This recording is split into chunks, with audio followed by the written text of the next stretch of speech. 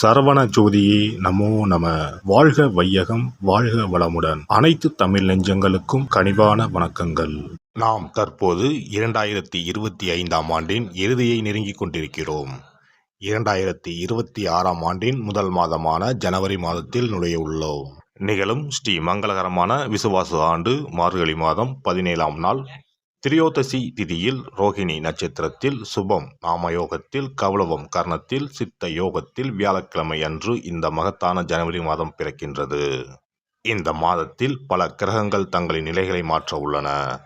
ஜோதிட சாஸ்திரப்படி ஜனவரி 1, 2026இல் கிரகங்களின் சிறப்பு சேர்க்கையால் உருவாகும் மிகப்பெரிய யோகமான சங்கோண யோகம் ஒரு சில ராசிக்காரர்களுக்கு மங்களகரமானதாகவும் அதிர்ஷ்டமானதாகவும் வாழ்வில் புதிய வெளிச்சம் தருவதாகவும் அமையும்.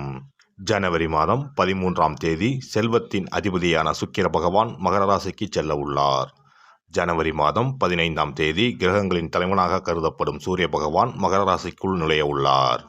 ஜனவரி மாதம் 16ஆம் தேதி கிரகங்களின் தளபதியான செவ்வாய் பகவான் மகர ராசியில் சஞ்சரிக்க உள்ளார்.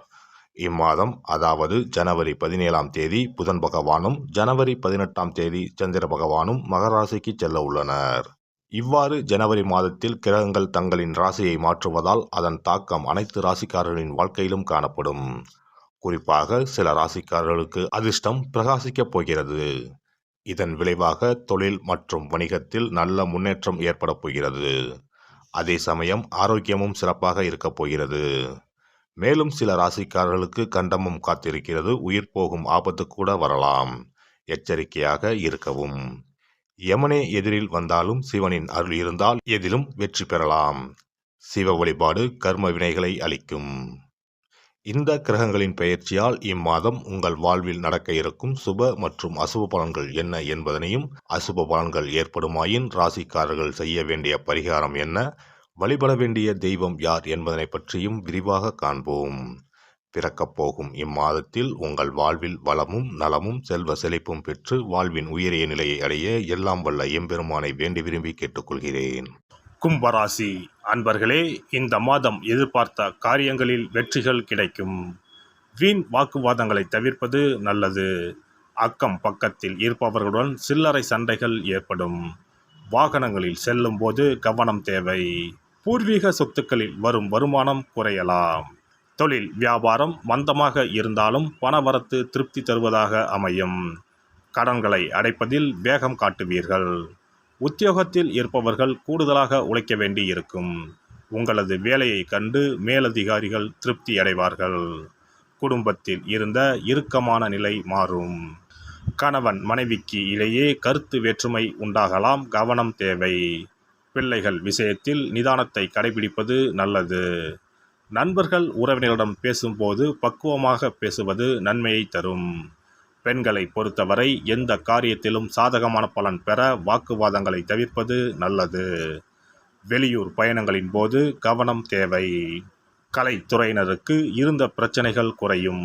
பேசி எடுக்கும் முடிவுகள் நன்மையை தரும். அடுத்தவர்களுக்காக எந்த பொறுப்பையும் ஏற்காமல் இருப்பது நல்லது. அரசியல் துறையினரை பொறுத்தவரை வழக்கத்தை விட கூடுதலாக உழைக்க வேண்டியிருக்கும். பொருள் வரத்து கூடும். வெளியூர் பயணம் செல்ல நேரலாம். வெற்றி பெற தடைகளை தாண்டி உழைக்க வேண்டியிருக்கும். பெரியோரின் ஆலோசனைப்படி செயல்படுவது நல்லது. மாணவர்களுக்கு கல்வியில் வெற்றி பெற கூடுதலாக உழைக்க வேண்டியிருக்கும். உங்களது நடவடிக்கைகள் பெற்றோருக்கு திருப்தியை தரும். நட்சத்திர பலன்கள் அவிட்டம் 3, 4ஆம் பாதங்கள்.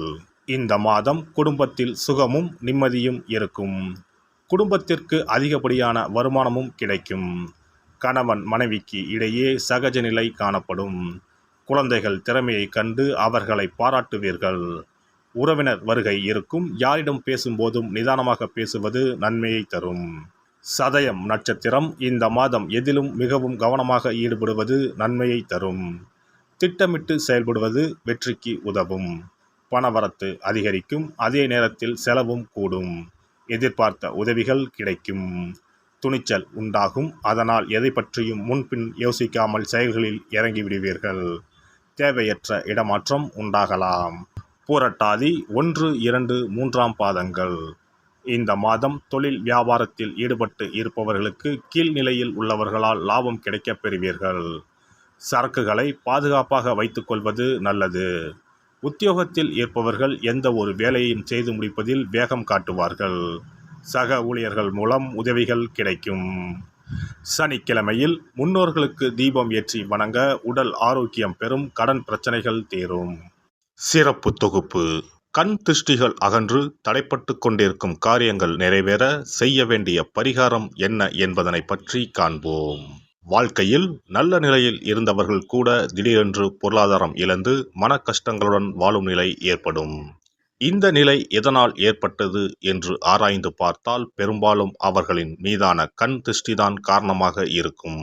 கல்லடி பட்டாலும் கண்ணடி படக்கூடாது என்று சொல்வார்கள் அல்லவா, அது உண்மைதான். இது போன்ற பிறரின் பொறாமை கொண்ட கண் திருஷ்டியினால் பலரின் வாழ்க்கை சிரமத்திற்கு ஆளாக நேரிடும். இது போன்ற கண் திருஷ்டிகளிலிருந்து எப்படி தப்பிப்பது? இருக்கவே இருக்கிறது எளிதாக கிடைக்கும் ஊமத்தஞ்செடி. தெய்வ சக்தி நிறைந்த செடியாக கருதப்படும் ஊமத்தஞ்செடியின் காய், பூ, இலைகள் என அனைத்தும் தீய சக்திகள் விரட்ட பரிகாரத்துக்கு பயன்படுகிறது. பொதுவாக ஊமத்தம் காய்க்கு கெடுதலை அகற்றக்கூடிய சக்தி உண்டு. நம் வீட்டில் உள்ள எதிர்மறை சக்தியை அகற்றுவதற்கு ஊமத்தங்காய் தீபம் சிறந்த பரிகாரமாகிறது. தெய்வீக மகத்துவம் நிறைந்த ஊமத்தங்காய் மற்றும் பூவையும் எடுத்துக்கொள்ளுங்கள். வீட்டுக்கு அருகில் இல்லை என்றால் நாட்டு மருந்து கடைகளில் கிடைக்கும். இந்த 2 பொருட்களையும் மஞ்சள் தண்ணீரை கொண்டு நன்றாக கழுவி விடுங்கள். சிறிது நேரம் அவற்றிலுள்ள ஈரம் போக ஆறவிட்டு பிறகு அவற்றை ஒரு மஞ்சள் துணியில் குலதெய்வத்தை வேண்டி ₹1 நாணயத்தோடு சேர்த்து முடிந்து வீட்டின் நிலைப்படியில் கட்டி தொங்க விடுங்கள். இந்த முடிச்சை வெள்ளிக்கிழமை அல்லது ஞாயிற்றுக்கிழமைகளில் தயார் செய்து வாசல் படியில் கட்டுவது சிறப்பு. தினமும் வீட்டில் தீபம் ஏற்றி காண்பிக்கும் போது இந்த முடிச்சுக்கும் காண்பிக்கவும்.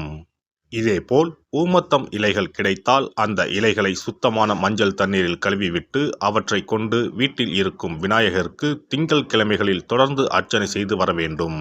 ஊமத்தம் பூவையும் விநாயகருக்கு சூட்டலாம்.